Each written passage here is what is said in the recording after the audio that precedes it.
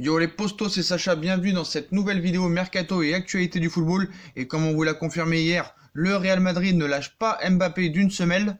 Selon les informations de l'équipe, encore ce mercredi, le Real Madrid maintient un contact permanent avec les parents de Kylian Mbappé, mais aussi avec la direction parisienne pour tenter d'arracher la signature du champion du monde l'été prochain. C'est marrant parce que hier il a été dit le contraire, comme quoi le Real Madrid et le Kylian Mbappé négocieraient dans le dos du Paris Saint-Germain. De nouvelles informations sont arrivées aujourd'hui. Depuis son explosion aux yeux du monde entier en 2017, Kylian Mbappé est dans le viseur du Real Madrid.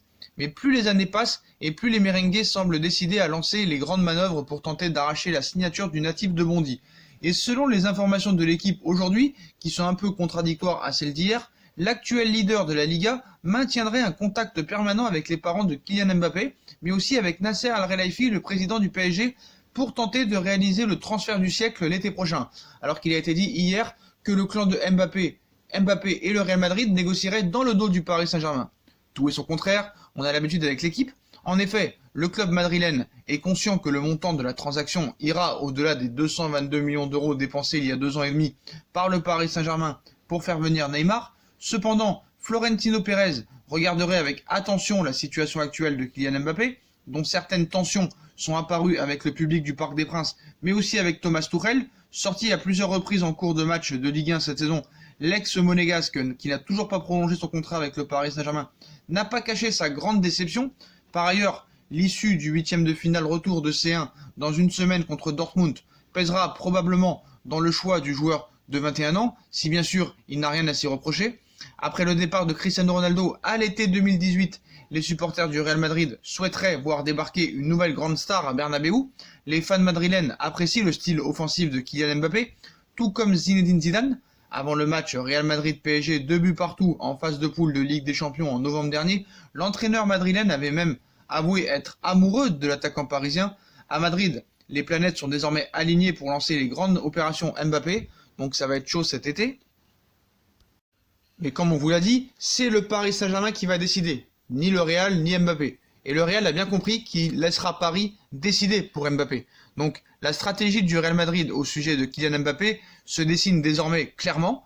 Dans son édition du jour, le quotidien L'Équipe fait le point sur le dossier Kylian Mbappé, relayant les propos d'un proche du président du Real Madrid qui aurait confié en marge de la présentation de Ferland Mendy l'été dernier: nous n'allons pas nous précipiter pour Kylian Mbappé, le temps joue en notre faveur, nous allons ensuite suivre la même méthode que pour Eden Hazard, les choses se feront naturellement. Pour Hazard, le Real Madrid avait attendu que le joueur arrive à 1 an de la fin de son contrat pour lancer son offensif, ce qui ne laissait plus d'autre choix à Chelsea que de le vendre. Cependant, toujours dans l'équipe aujourd'hui, on apprend que le Real Madrid est également disposé à lancer une offensive XXL l'été prochain, quitte à battre le record mondial des transferts. Donc un transfert l'été prochain, peu probable, en 2021, plus crédible.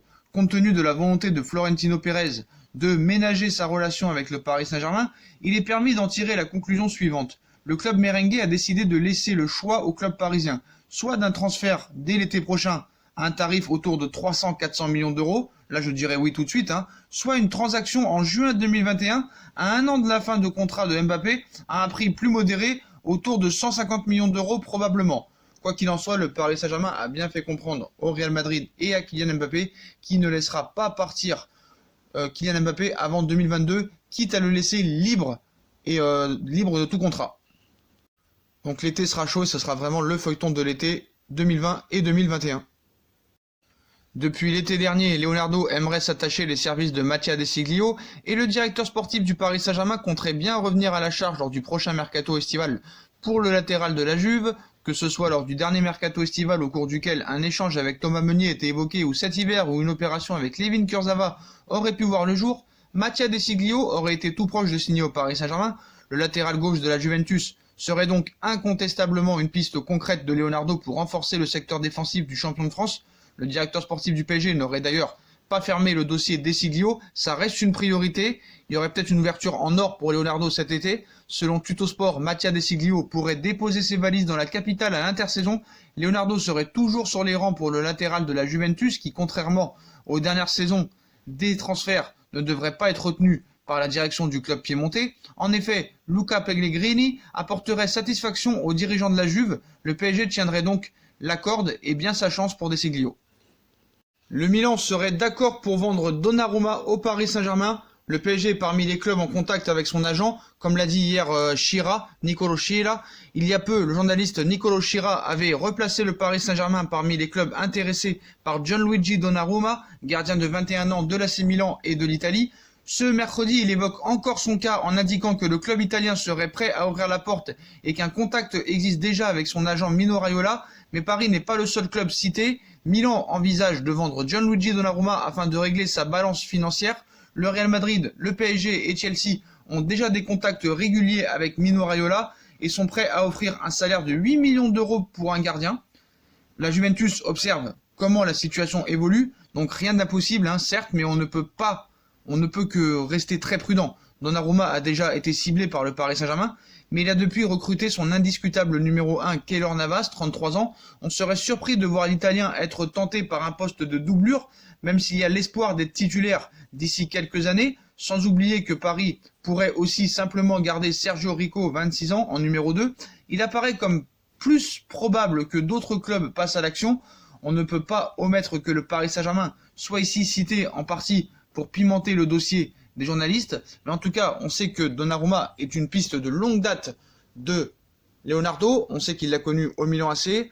Donnarumma est jeune, mais inexpérimenté, donc est-ce que le Paris Saint-Germain fera une offre concrète pour Donnarumma un an avant la fin de son contrat, alors que les clubs voudraient attendre 2021 qu'il soit libre de tout contrat pour pouvoir l'enrôler. Donc je pense que vraiment ça va être une affaire à suivre l'été prochain. Mais comme peut-être d'autres joueurs, on va attendre le dernier moment pour voir la situation contractuelle de Donnarumma qui sera en fin de contrat dans un an avec le Milan AC. Ivan Rakitic aurait choisi son futur club. Ivan Rakitic n'est plus vraiment en odeur de sainteté au FC Barcelone. Le milieu croate a perdu sa place dans le 11 titulaire, mais pas que, puisque ses prestations sont en plus très critiquées par les supporters. L'été dernier déjà, il était à 2 doigts de partir, et un transfert l'été prochain semble inévitable. Ça tombe bien, l'Atlético de Madrid serait très intéressé par l'idée de l'attirer dans ses rangs. Marca dévoile de nouveaux détails sur ce dossier, qui sent bon pour les Rocamblancos. Jeudi 20 février, des intermédiaires se sont réunis avec le milieu de terrain de 31 ans pour lui transmettre les attentions des Colchoneros, une possibilité qui plaît beaucoup au principal concerné, qui aurait fait de l'Atlético sa première option pour le prochain mercato, alors qu'on avait jusqu'ici parlé de clubs de Serie A comme l'Inter de Milan ou la Juventus de Turin. Son contrat expire en 2021, donc le FC Barcelone, quoi qu'il en soit, essaiera de le vendre pour récupérer quelques liquidités. Et on passe à Cristiano Ronaldo, irrité par les prestations moyennes de ses coéquipiers de la Juventus de Turin cette saison.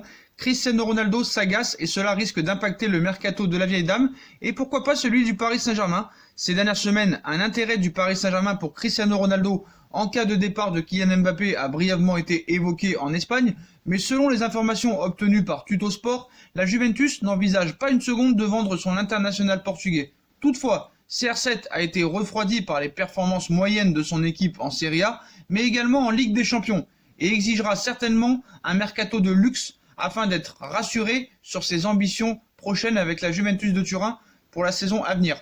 Et le PSG est directement concerné puisque la Juve souhaite recruter un gros buteur afin de l'associer à Cristiano Ronaldo et de redynamiser son attaque. Et selon le média italien, l'une des cibles de la vieille dame n'est autre que Mauro Icardi, apprécié par les dirigeants de la Juve pour son style de renard des surfaces. L'international argentin du PSG est prêté avec option d'achat à 70 millions d'euros par l'Inter de Milan au mercato. Et pour l'heure, difficile de savoir pour la presse italienne bien sûr, si le joueur dont les intérêts sont représentés par Wanda Nara restera à Paris ou pas. Bien évidemment, Mauro Icardi n'est pas le seul avant-centre pisté par la Juventus de Turin pour le prochain mercato, loin de là. Erling Haaland est ciblé, mais a peu de chances de quitter le Borussia Dortmund dès le mois de juin, 6 mois après son arrivée en provenance de Salzbourg. Désireux de pouvoir compter sur un avant-centre efficace mais également technique, Maurizio Sarri apprécie tout particulièrement le profil de Gabriel Jesus. Dans un style assez similaire, Karim Benzema a également ses partisans en interne et l'attaquant du Real Madrid a prolongé avec le club de la Casablanca jusqu'en juin 2022. Donc pour la presse italienne, finalement le transfert le plus simple à réaliser pour la Juventus de Turin est peut-être celui de Mauro Icardi. Dommage pour la Juve, Mauro Icardi restera au Paris Saint-Germain. En plus, dans le contrat, il y a une clause comme quoi c'est le Paris Saint-Germain qui va décider comme quoi s'il garde Icardi ou pas. En plus, l'Inter de Milan veut que Icardi reste au Paris Saint-Germain et n'aille pas à un concurrent direct, c'est-à-dire la Juventus de Turin. Donc aucun risque pour Icardi qui restera au Paris Saint-Germain l'été prochain. En plus, comme Thomas Tuchel va partir, aucun risque de voir Icardi autre part qu'au Paris Saint-Germain. Et en parlant de notre grand ami Thomas Tuchel, il ne ferait plus l'unanimité du côté du Bayern de Munich, alors que le Bayern de Munich pensait à lui pour prendre la succession de Monsieur Flick. Lothar Matthäus n'est pas vraiment fan de cette option. Thomas Tuchel pourrait ne pas s'éterniser sur le banc du Paris Saint-Germain.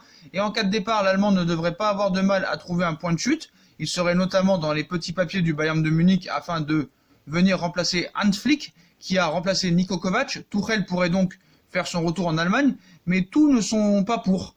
Voilà, les doutes de Matthäus, c'est notamment le cas de Lothar Matthäus pour Sky Sport. Il a été clair concernant une arrivée de Thomas Tuchel au Bayern de Munich, expliquant, il cite, qu'il ferait mieux que Flick en ce moment. La seule alternative semble être Thomas Tuchel, qu'il s'adapte mieux que Hans Flick au Bayern de Munich. J'en suis pas sûr. J'ose dire que j'en doute beaucoup. Disons que de cette façon, si deux des plus grands entraîneurs du Bayern de tous les temps, à savoir Jupp Heynckes et Ottmar Hitzfeld, sont en faveur d'un avenir pour Flick au Bayern, je ne peux que être d'accord. Il faut savoir aussi que les résultats de Flick en ce moment au Bayern de Munich sont impressionnants. En 3 mois, il a fait passer le Bayern de Munich dans un profonde crise à favori pour la victoire finale en Ligue des Champions. Et puis les récents problèmes d'autorité de Thomas Tuchel envers ses joueurs. On a très bien vu que le Paris Saint-Germain, les joueurs ont refusé un stage imposé par Thomas Tuchel, donc il ne ferait plus l'unanimité au sein du Bayern de Munich, qui serait enclin à rester l'année prochaine avec Flick pour le reste de la saison. Donc mauvaise nouvelle pour Thomas Tuchel. Voilà les potos, voilà pour toutes les infos mercato et actualités du football aujourd'hui, en première partie du moins. Voilà, comme d'habitude, dites-moi en commentaire ce que vous en pensez. Puis comme d'habitude, si on a kiffé la vidéo, on like, on partage, on commente, on s'abonne. On active la petite cloche pour recevoir les notifications et recevoir les vidéos en premier. On nous rejoint sur nos différents réseaux sociaux, Instagram, Facebook, Snapchat, Twitter, ainsi que sur Utip, qui sera en bas de la page en description si vous voulez aider à faire évoluer la chaîne en regardant des pubs gratuitement ou en faisant un petit don. Voilà les postos, je vous souhaite à tous une très bonne vidéo et à très vite pour une nouvelle vidéo les postos. Tchuss!